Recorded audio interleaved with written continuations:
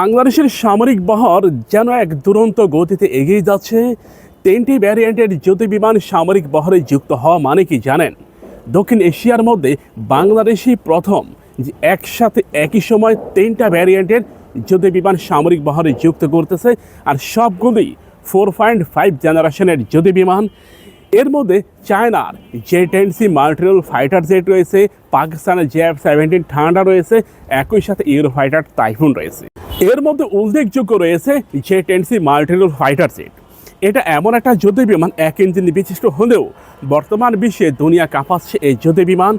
এর মধ্যে রয়েছে PL-15E air two air missile, যেটি অত্যন্ত বিধ্বংসী একটা এয়ার টু এয়ার মিসাইল। যে এয়ার টু এয়ার মিসাইলের মাধ্যমে পাকিস্তান ভারতের রাফায়েল যুদ্ধ বিমানকে বিধ্বস্ত করেছে। শুধু রাফায়েল নয়, ভারতের 5টি যুদ্ধ বিমানকে আকাশে ভূপাতিত করেছে। এটি প্রায় 300 থেকে 350 কিলোমিটার দূরের যে কোনো যুদ্ধ বিমানকে হিট করতে পারে।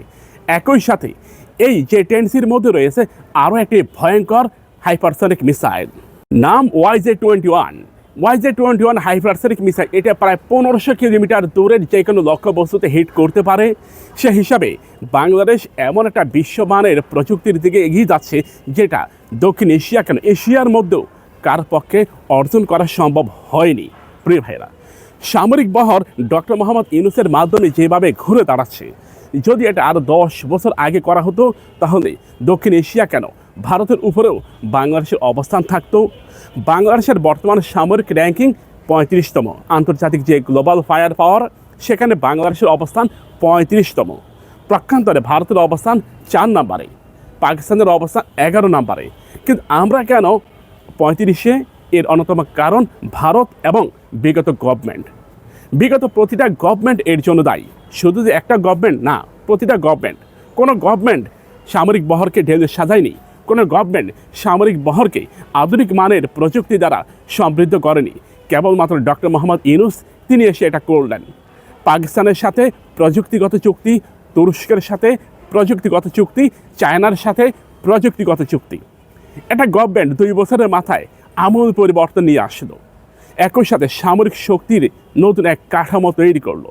বাংলাদেশে তুরস্কের তৈরি সমরাস্ত্র এখন বাংলাদেশে উৎপাদিত হবে, যার ফলে সামরিক সক্ষমতায় বাংলাদেশ যেন আরও কয়েক ধাপ এগিয়ে যাচ্ছে। এটা আগেও হতে পারত, কেন হয়নি?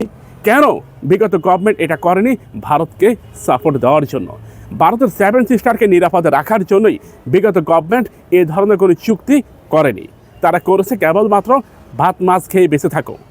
এই খেয়ে বেঁচে থাকার চিন্তা ভাবনায় বিগত গভর্নমেন্টগুলো ব্যাপক সময় অতিবাহিত করেছে। কিন্তু বর্তমান গভর্নমেন্ট এই দায়িত্বটা খুব সুন্দরভাবে এগিয়ে নিয়েছে।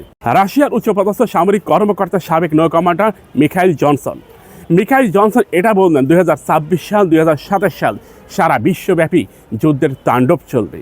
ভারত ইতিমধ্যে আমাদেরকে হুমকি ধমকি দিচ্ছে, অথচ আমাদের রাজনীতিবিদ যারা আছে তাদের মুখ থেকে আপনি কি কখনো শুনেছেন যে সামরিক সক্ষমতা বৃদ্ধি করতে হবে? বিএনপির মহাসচিব মির্জা ফখরুল ইসলাম আলমগীর, এই লোকটার মুখে কি আপনি কখনো এটা শুনেছেন? শোনেননি। মির্জা আব্বাস, তার মুখ থেকে শুনেছেন? শোনেননি। ওবায়দুল কাদের, শোনেননি। কার কাছ থেকে শুনবেন?